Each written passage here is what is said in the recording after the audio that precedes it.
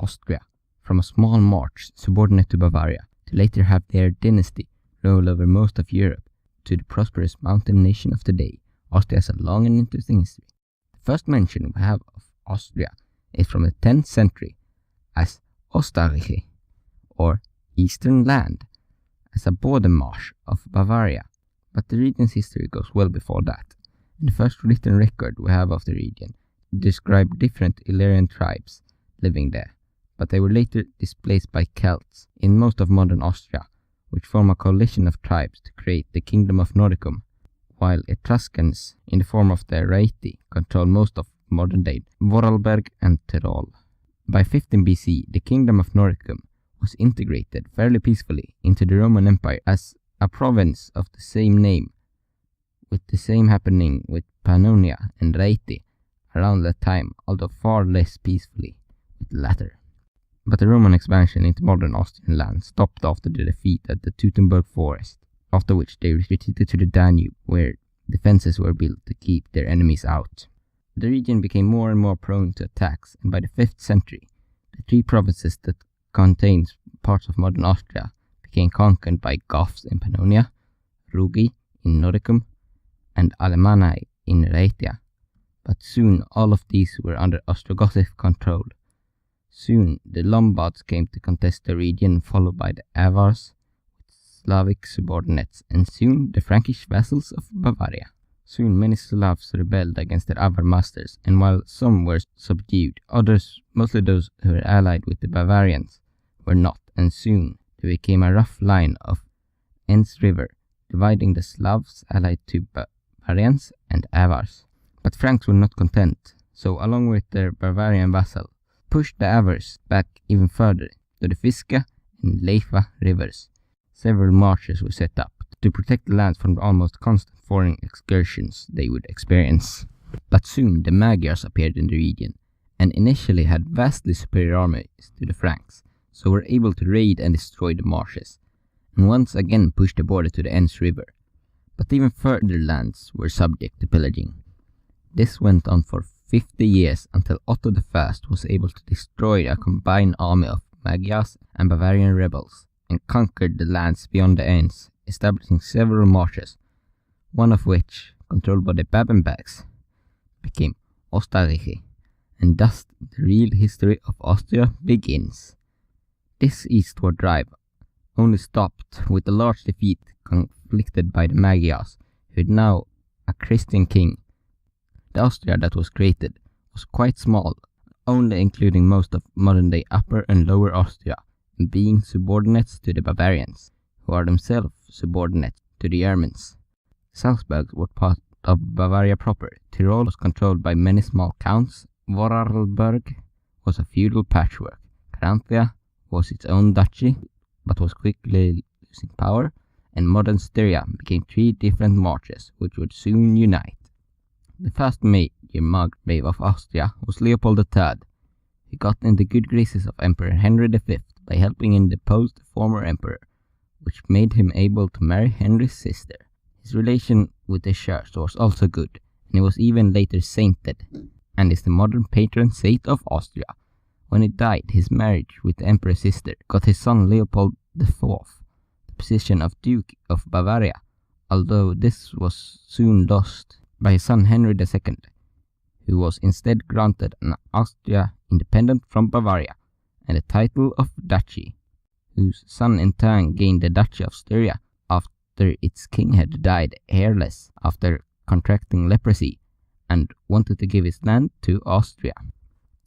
After his death, and the death of his crusader son Frederick, Leopold VI became Margrave, and also crusaded a lot, while also securing a loyal nobility and economic growth.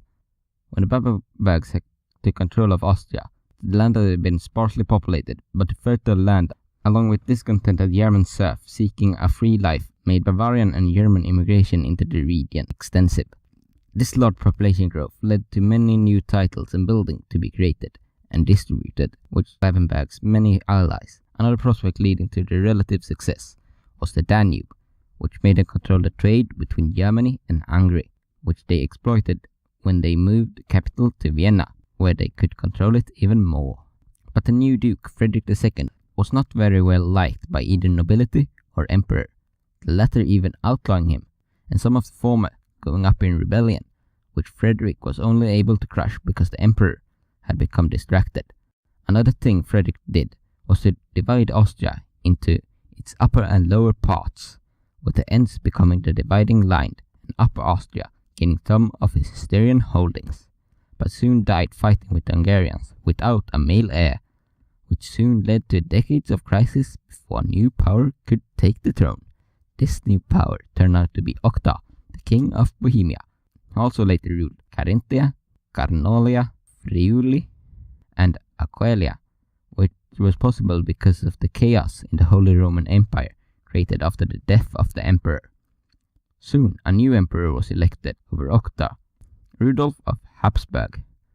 This new emperor wanted to restore order of the empire, and thus punish those who ruined it, mainly Octa, as Octa refused to accept his election.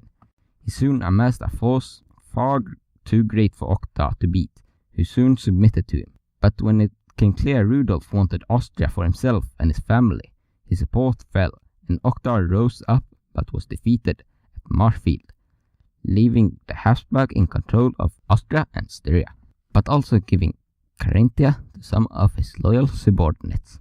This was a huge step for the Habsburg, formerly only controlling parts of modern-day northern Switzerland. After Rudolf's death, his son Albert became ruler, and soon after King of Germany, a position he tried to strengthen but was unable to do so before his death, which left the position away from the Habsburgs for over 100 years. But this did not turn out that bad, with the new king, Henry VII, allying with the Habsburgs, who were therefore more able to establish the control in Austria. Although when Henry died, Frederick tried and succeeded to get on the German throne, although he had to share it with the other main contender, the Bavarians, under Ludwig IV, who held almost all the power in the position. Meanwhile, the Habsburg homeland was swaying from their mind, and Frederick saw himself more as ruler of Austria rather than Habsburg and his Swiss land. His successors, Albert and Otto, also concentrated mostly on the Austrian lands, expanding them into Carinthia and Carniola by striking a deal with the German king. Albert, soon sole ruler, focused most of his time on his Austrian affair, ignoring the position of German king and the Swiss land, losing Zurich and Lucerne. It was an overall bad time for the domain, as the Black Plague had struck.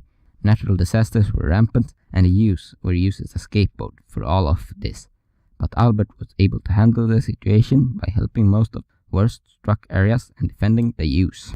Rudolf, his successor, tried to repair the situation in the Swiss land by preventing the loss of even more of the original territory, at the same time as he reformed taxation and built Vienna's first university in his Austrian lands.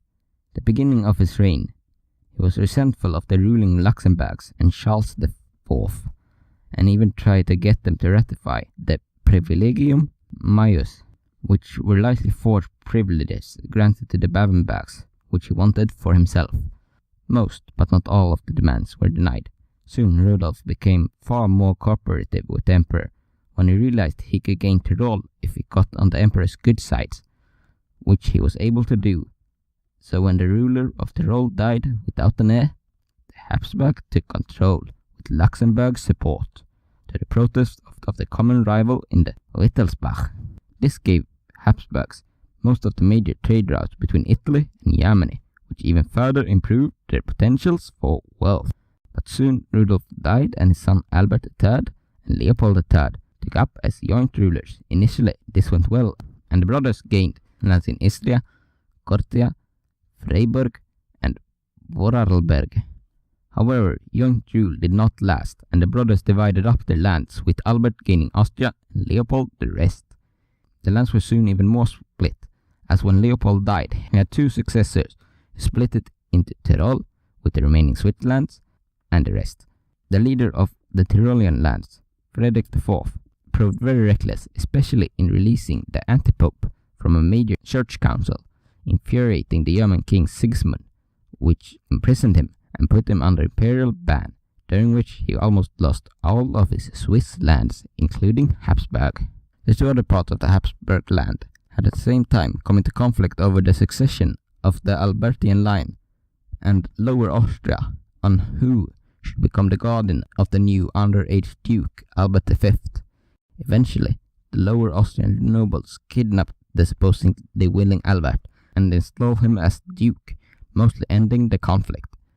Albert soon married Sigismund's daughter, which made him take part in the Hussite War on the side of Sigismund, the damage of which he was able to scapegoat onto the Jews as supposed allies of the Hussites, leading to persecution, banning, and seizing of their property. As a willing subordinator of Sigismund, Albert inherited the lands of Bohemia and Hungary at Sigismund's death, but his own death of dysentery while fighting the Turks came soon after.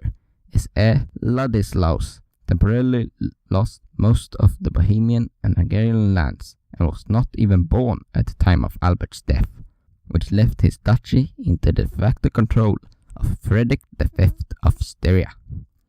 What will come out of this situation we will have to see next time.